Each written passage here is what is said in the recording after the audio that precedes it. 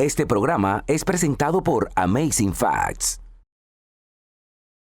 Maranata familia, soy Carlos Muñoz, orador asociado junto al pastor Doug Batchelor, presidente del ministerio Amazing Facts. Les tengo una pregunta, ¿cuál es su propósito en esta vida?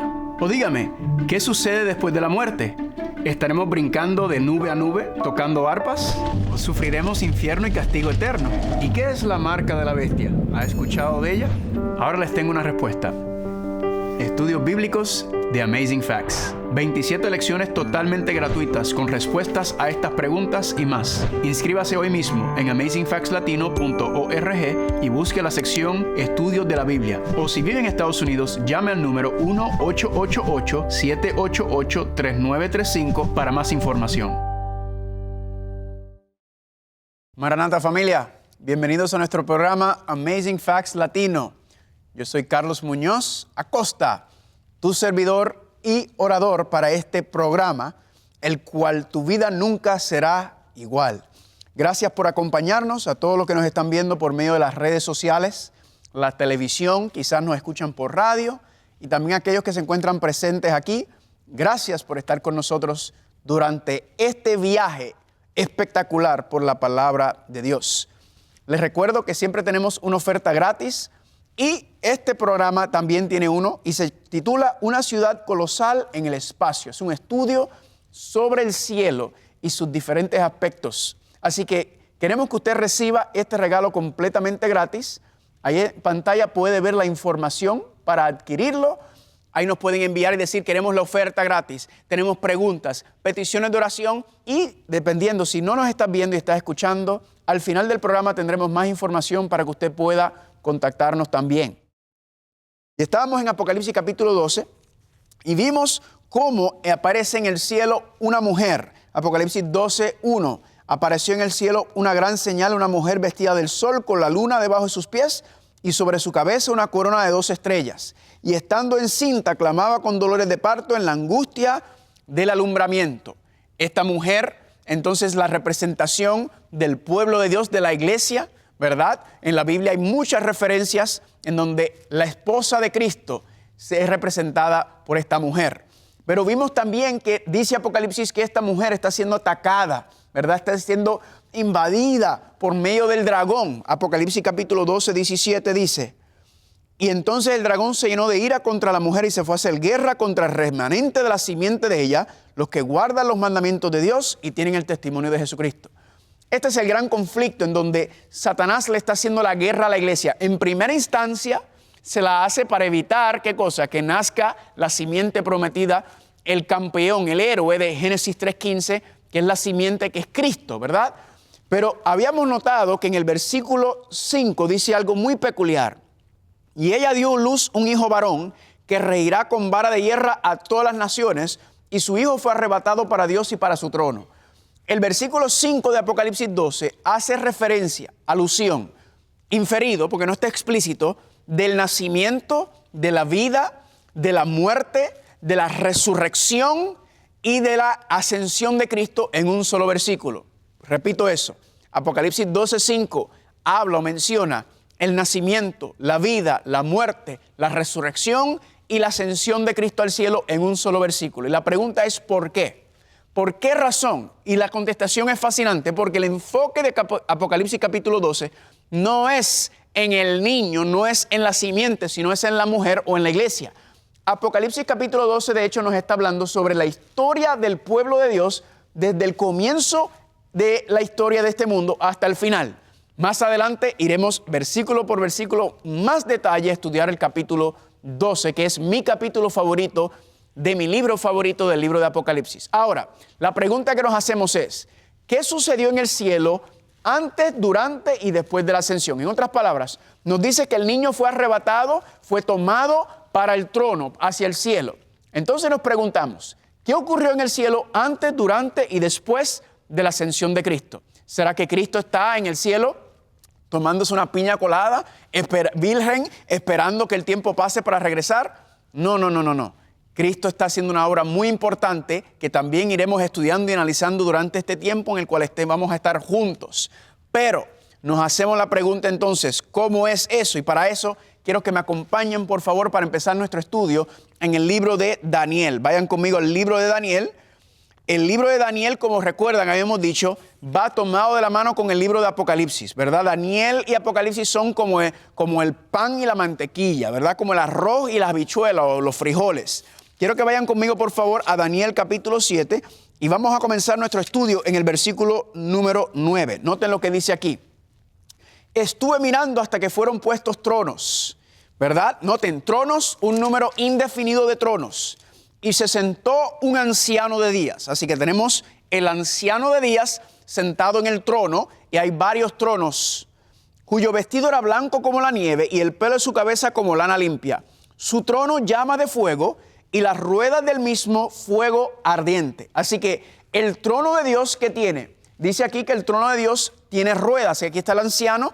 Vamos a ver que el anciano de días es una representación de Dios Padre, ¿verdad? Vamos a ver que Dios Padre que está sentado en el trono. Hay tronos indefinidos y entonces ahí aparece claramente que tiene ruedas. En otras palabras, si el trono de Dios tiene ruedas es porque el trono de Dios, ¿qué cosa? Se mueve, ¿verdad? Tuve una vez un estudiante que le estaba enseñando sobre este capítulo de Daniel y me preguntó si es que Dios Padre andaba en una silla de ruedas, ¿verdad? Muy jocosa la niña. Pero el punto es que el trono de Dios se mueve. Sigamos leyendo versículo número 10. Un río de fuego procedía y salía de delante de él. Millares de millares le servían y millones de millones asistían delante de él. El juez se sentó y los libros fueron abiertos. Ahora, ¿quiénes son los millares y millares y millones y millones que asisten delante del anciano de días? Son los ángeles, sabemos muy bien, ¿verdad? La Biblia dice que hay billones y billones. La palabra billón o millón no existe en el idioma original, así que tienen que multiplicar 1000, ¿verdad? Miles de miles por miles de miles, lo que significa que hay billones y billones y billones y billones y billones de ángeles, nos enseña la palabra de Dios. Pero interesantemente también dicen al final que el juez se sentó y los libros fueron abiertos. Si el juez se sentó, ¿qué implica eso? Implica que ha comenzado el juicio. ¿Están conmigo? Ha comenzado un juicio porque el juez se sienta. Quizás usted alguna vez ha ido a un tribunal, ¿verdad? Y cuando usted va a un tribunal, usted está en la sala de tribunal y todo el mundo está hablando, ¿verdad? Y de momento vienen y tocan como un martillito y dicen, el honorable juez Chupucucu, ¿verdad? Y el juez viene y ¿qué hace todo el mundo? Todo el mundo se calla, todo el mundo se levanta, sale el juez de su camarita y viene el juez y se sienta y todo el mundo se sienta. ¿De dónde sacamos eso? Eso sale de la Biblia, hermanos y hermanas. Es fascinante. Casi todo el sistema judicial, por lo menos el de aquí en Estados Unidos, el fundamento está basado en los conceptos y principios bíblicos. Ahora, el juez ha comenzado el juicio. Ahora, este capítulo de Daniel, capítulo 7, no está hablando del momento cuando Cristo asciende al cielo, porque recuerden la pregunta, ¿qué ocurrió en el cielo antes, durante y después de la ascensión? Este capítulo de Daniel 7 no está hablando de ese momento, está hablando de algo que ocurre mucho más después, el comienzo del juicio. Y si notan algo interesante, le pregunto, ¿este juicio podría ser en el santuario terrenal? No, imposible. El juicio no puede ser en el santuario terrenal porque ahí está Dios Padre y ahí están los billones y billones y millones y millones de ángeles. Así que esto nos indica que este juicio está siendo llevado a cabo en el cielo. Interesante. Ahora, vamos a ir a un capítulo de la Biblia donde habla y explica lo que ocurrió en el cielo antes de la ascensión de Cristo. Antes de Cristo regresar al cielo, después de haber resucitado, tuvo 40 días con los discípulos y asciende. ¿Qué pasó o cómo fue la preparación para recibir a Cristo en el santuario celestial? Esa es la pregunta. Para eso, vayan conmigo, por favor, a Apocalipsis capítulo 4. Vamos a ir a Apocalipsis capítulo 4. Recuerden que el libro de texto durante esta serie, este programa, es la palabra de Dios. Ese es nuestro libro, ¿verdad? No importa lo que yo crea, lo que me enseñaron, lo que yo digo. Lo único que importa es lo que yo puedo probar con la palabra de Dios. Ese es el fundamento, ese es el pilar de nuestro estudio para todos los que están con nosotros. Apocalipsis capítulo 4, vamos a empezar nuestro estudio y dice así. Después de esto miré y aquí una puerta abierta en el cielo y la primera voz que oí como de trompeta hablaba conmigo y dijo, sube acá y te mostraré las cosas que sucederán después de ellas. Versículo 2. Al instante yo estaba en el espíritu y aquí un ¿qué? Un trono establecido en el cielo y en el trono uno sentado. ¿Ven? Daniel capítulo 7 ya nos estableció que el que está sentado en el trono es el anciano de días, que voy a probarle ya mismo que es Dios Padre. Así que Él está sentado en su trono, pero noten lo que dice en el versículo número 2. Al instante, versículo 3, el aspecto del que estaba sentado era semejante a piedra de jaspe y de cornalina, y había alrededor del trono un arco iris semejante en aspecto a la esmeralda. Ahora, a mí me encanta porque tanto Juan como Daniel, como Ezequiel, los escritores bíblicos, cuando reciben una revelación del cielo, ellos tratan de utilizar lenguaje humano para explicar las cosas celestiales. Por eso usted se da cuenta que dice, era parecido a, era como a, era semejante a. No hay palabras humanas para describir las cosas celestiales que están viendo las cosas que están en el cielo. Por ejemplo, este cuadro que está aquí, este artista está tratando de recrear lo que estamos leyendo en Apocalipsis capítulo 4, capítulo 5. Él está tratando de utilizar manifestación o expresión humana en cuanto a la pintura, en cuanto al cuadro, para explicar lo que se está viendo. Y noten que es muy, muy complicado, muy difícil. Sigamos leyendo, versículo número 4. Y alrededor del trono, del trono del anciano de días, habían 24 tronos. Qué interesante. En Daniel 7 decía que habían tronos, número indefinido, y estaba el anciano de días que se sentó en su trono. Aquí nos especifica que los tronos son 24 junto al del anciano de días o al Padre. Sigue diciendo, y vi sentado en los tronos a 24 ancianos vestidos de ropas blancas, con coronas de oro en sus cabezas. Y del trono salían relámpagos y truenos y voces. Y delante del trono ardían 7 lámparas de fuego. Así que ahí está el anciano de días sentado en su trono. Hay 24 tronos donde se sientan los 24 ancianos. Pero también aquí dice que delante del trono está, ¿qué cosa? Las 7 lámparas de fuego. Sigamos leyendo. ¿Qué son las 7 lámparas de fuego? Final del versículo 5, los cuales son los 7 espíritus de Dios. Así que noten el cuadro, el panorama. El Padre, el anciano de días sentado en su trono, 24 ancianos y los 7 espíritus de Dios al frente. Versículo 6.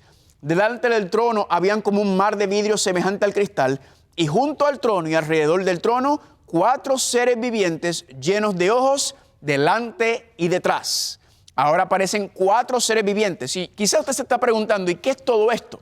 ¿Qué enredo es este? Recuerden, habíamos establecido anteriormente que son símbolos, ¿verdad? El libro, la literatura apocalíptica de Daniel y Apocalipsis, altamente simbólico en este sentido. Y vamos ya mismo, durante los próximos programas, vamos a estar estudiando este tema. Dice el versículo número 7, ahora una explicación de los 4 seres vivientes.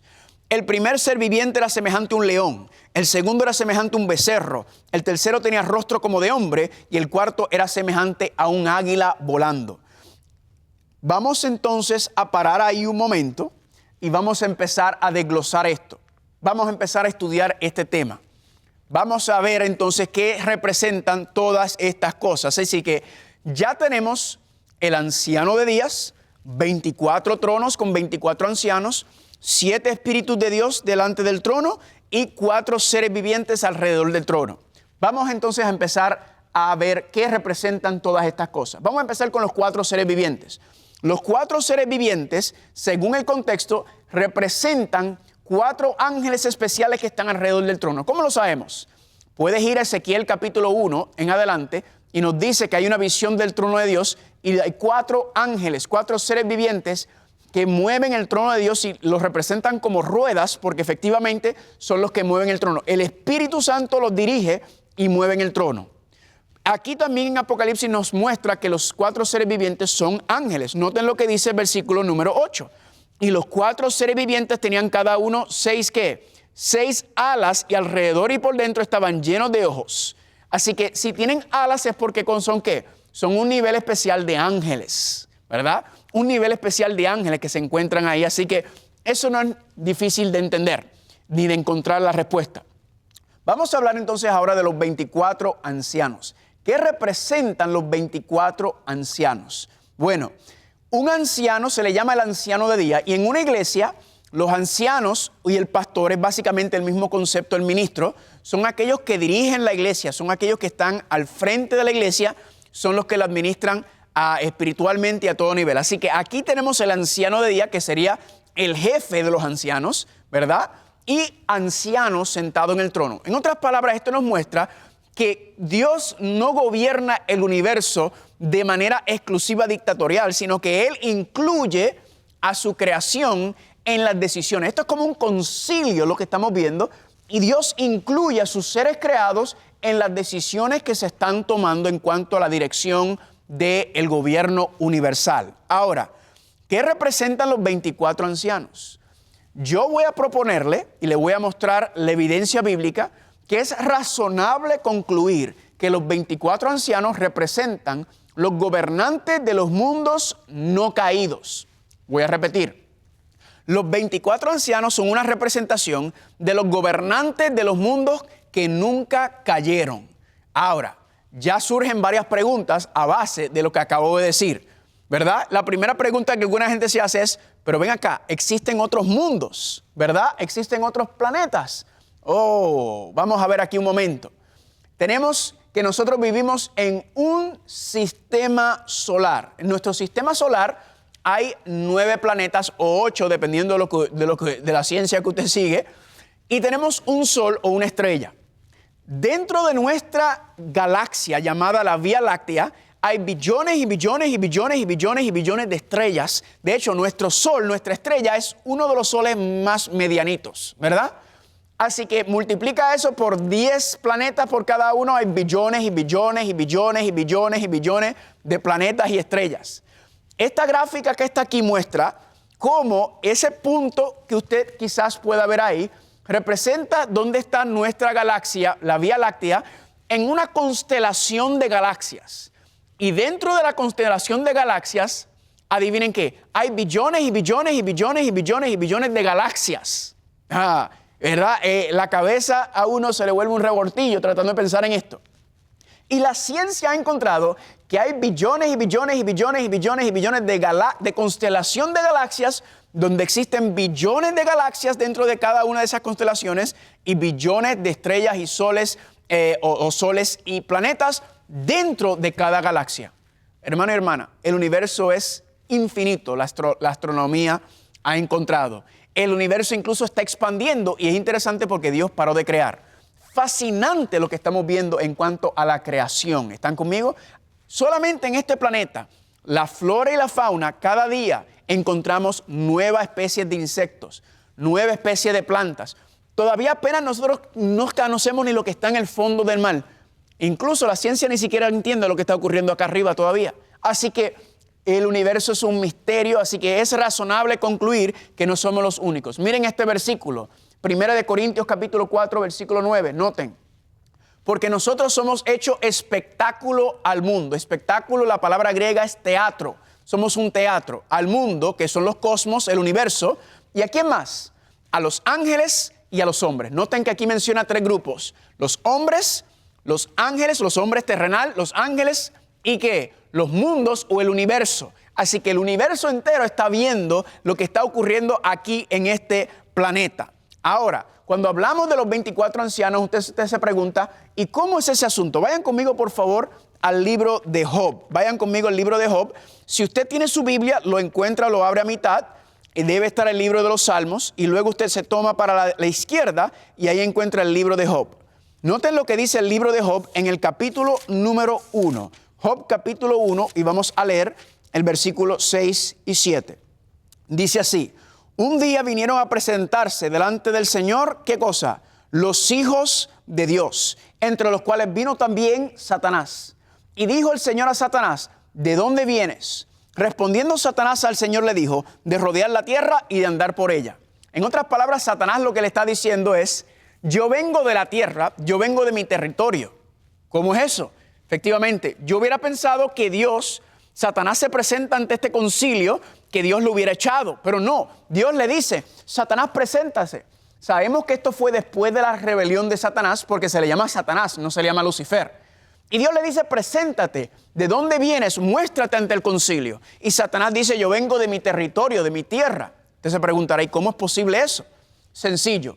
En Génesis capítulo 1, ¿verdad? Nos va explicando que cuando Dios creó a Adán y Eva, los hizo a su imagen y semejanza y les dio potestad, gobernación sobre la tierra. En otras palabras, Adán era el gobernante o el príncipe o el anciano de la tierra, ¿verdad? Dios le dio esa potestad, esa autoridad, y Eva era la princesa de la tierra. Pero Dios le puso una prueba a Adán y Eva, una pequeña prueba de lealtad por si ellos querían dejar que la tierra fuera parte o continuara siendo parte de la jurisdicción del cielo.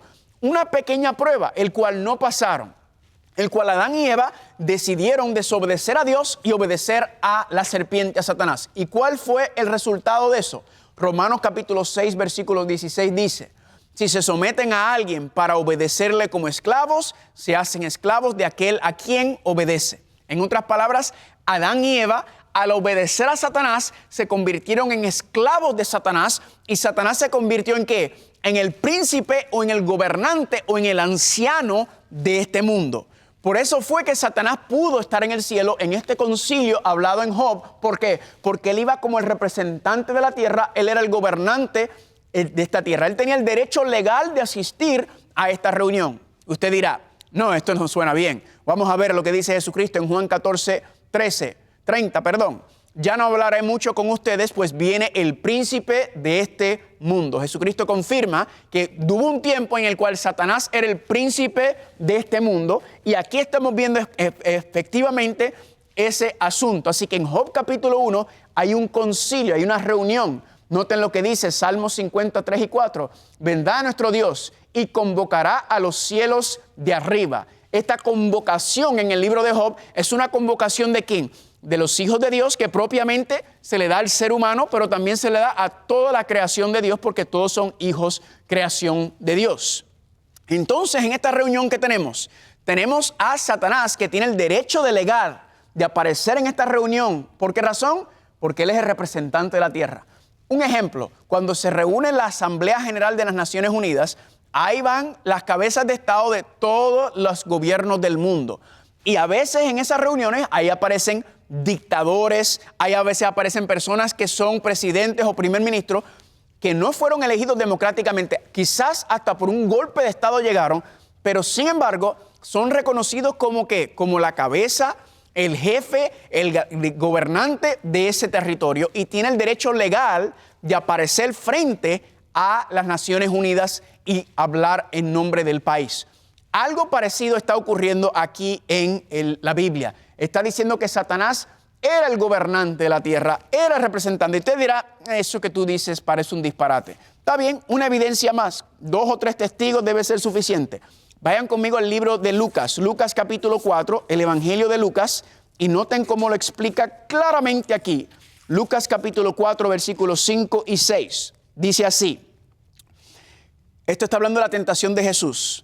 Y me llevó el diablo a un alto monte y le mostró en un momento todos los reinos de la tierra. Y le dijo al diablo, a ti te daré toda esta potestad, autoridad y la gloria de ellos, de los reinos de la tierra, porque a mí me ha sido entregada y a quien quiero la doy. En otras palabras, Satanás lleva a Jesucristo y le dice, mira todo esto, toda esta tierra me pertenece a mí. Si tú me adoras, no tienes que morir por ello, no tienes que dar tu vida. Yo te lo voy a entregar, solo adórame. Y le dice, a mí me ha sido entregada y a quien quiero la doy. ¿Quién le entregó la gobernación o la potestad y la autoridad sobre la tierra?